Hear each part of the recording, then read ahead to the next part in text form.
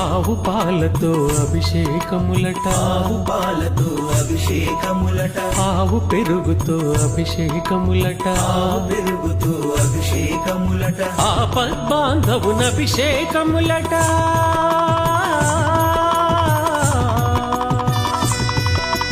ఆపద్బాంధవున అభిషేకములట, అనాథ రక్షకున అభిషేకములట. అభిషేకము చూతమురారండి, మన అయ్యప్ప స్వామికి అభిషేకము చూతమురారండి.